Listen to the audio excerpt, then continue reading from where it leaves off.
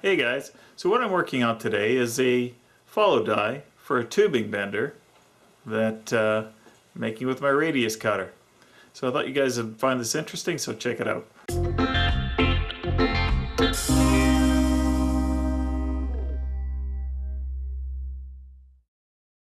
So here's the radius cutter I built in the previous episode here, and it's largely the same as what you saw, but the only change I made was I changed this from a bolt to making a piece of threaded rod and putting a nylock on the bottom of it. As well, I trimmed the bit and made it fit. It was a little bit too wide, and I just ground it back a bit on the sides. In any case, so that's largely the same. So what I'm going to do today is I'm going to make a follow die just as a test. I wasn't planning on using it, but it seemed to me to be the best way of testing this thing out and seeing how well it worked. So I'll show you guys how I went through it, and we'll go over it at the end.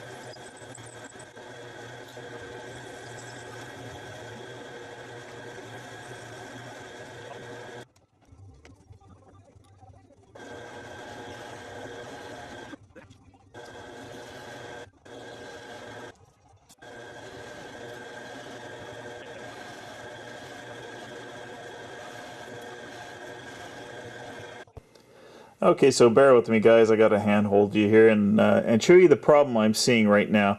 Now I'm cutting a fairly small radius. This is probably going to be an under 1 inch, groove in this die. And here's the problem I'm having.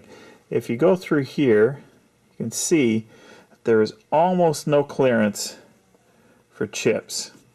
It actually is really, really tight, and I'll show you. I'll run another bit, and you'll see I pretty much have to stop halfway through. Clear the chips, and do a little bit more, then clear some more chips, because on this, on this side of the path here, it's even worse for chip clearing. It just seems to just pile up completely.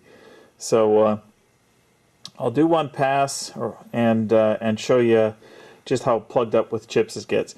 Otherwise, like it's not a beautiful machining job here, but I suppose if I was running a little bit faster, which maybe I'll do, and taking finer cuts, I would get a much nicer surface here. I can feel the ridges in it, but I wasn't doing this for neatness. These are tubing bending dies.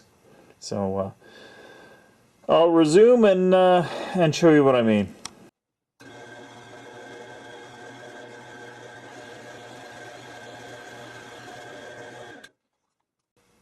There you go. You can see what I'm talking about is just piling up on top of the tool bit. It's not getting cleared.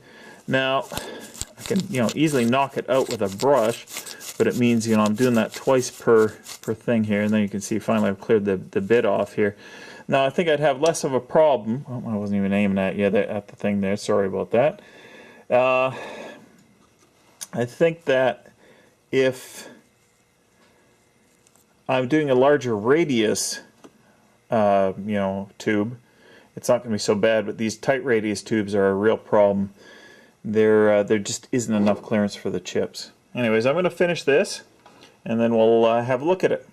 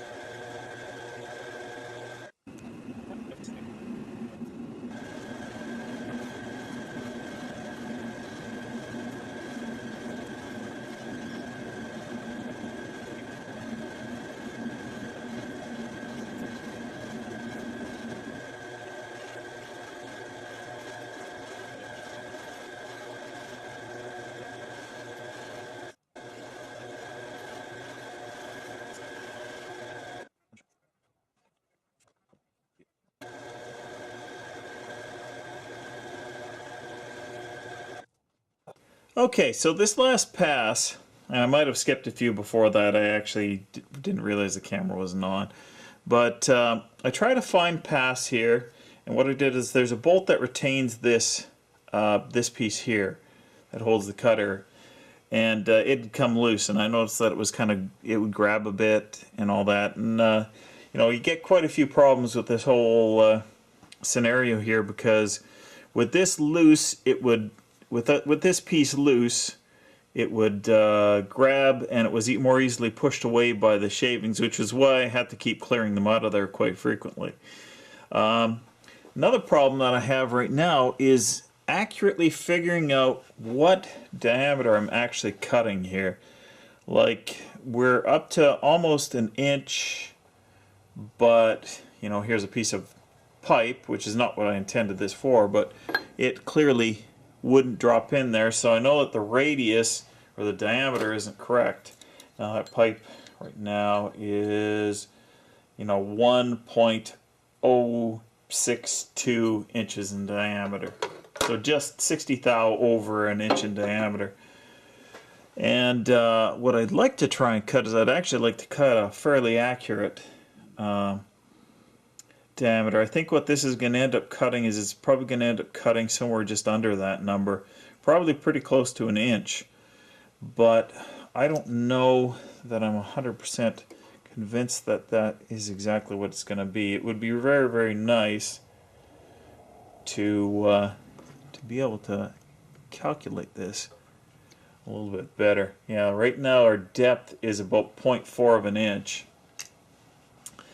and our overall width, as best as I can measure with the calipers, is I'm just kind of hitting the burr on the edge here, so I'm not getting the most accurate reading. About 0.98 of an inch. So we actually might be fairly close to an inch in diameter. I'm going to go and dig up a piece of inch tubing. I've got a 1 1/4 inch piece or 1 1/2 inch piece sitting right next to me here, but that I actually would like to be cutting dies for. So what I'm going to do is I'm going to see if I can find my 1 inch piece of tubing, or actually a 1 inch piece of any round stock would do. So I'll see that, and I'm just going to see what the radius actually looks to be, and I can tweak that distance on the cutter bit to you know, work accordingly. I kind of was thinking about another way of doing it, but I'll try that out, and I'll let you guys know how that works. Anyways, I'll pause you guys for a second and come back.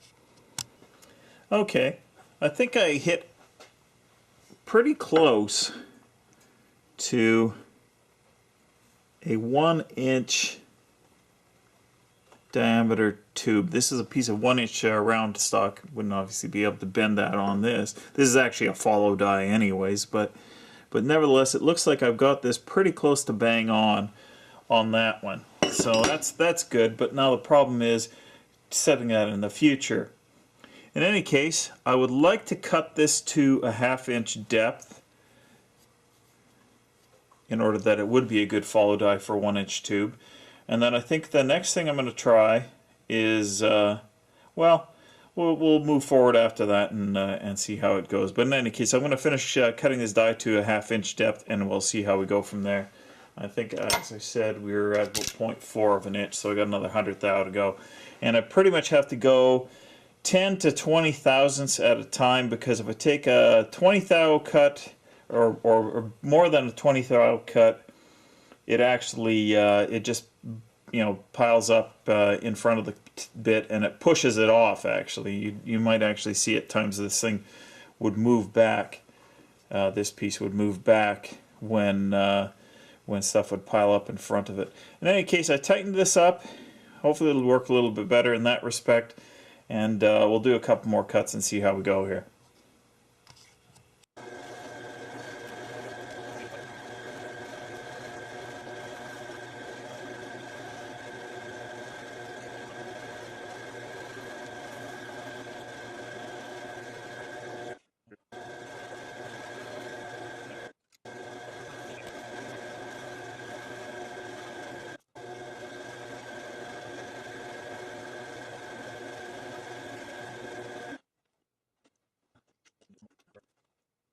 Okay, so what I just tried there was I tried taking about a 5/1000 cut, and you can actually see I got pretty good surface finish on that there. It's still not to depth, but I figured now's the time to try that out.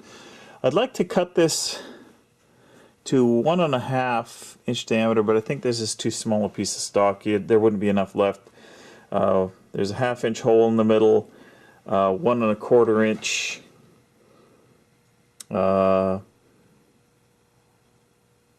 1.5 inch, sorry, 1.5 inch tube would mean that you're about, what would that be, 5/8 deep, which would mean that you had less than 1/8 of an inch wall in the middle of the die, and I suspect that that would probably cause the die to split in the middle.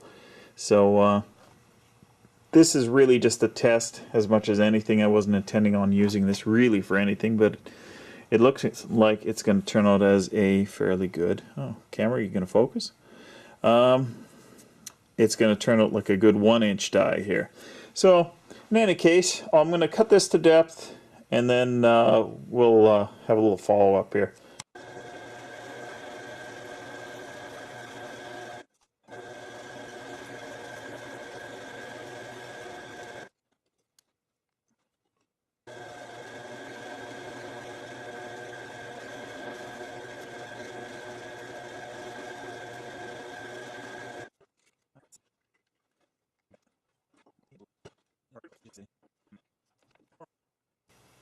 Okay, so I made this follow die, and I went and I did a little bit of polishing on it here, and I think it looks pretty good.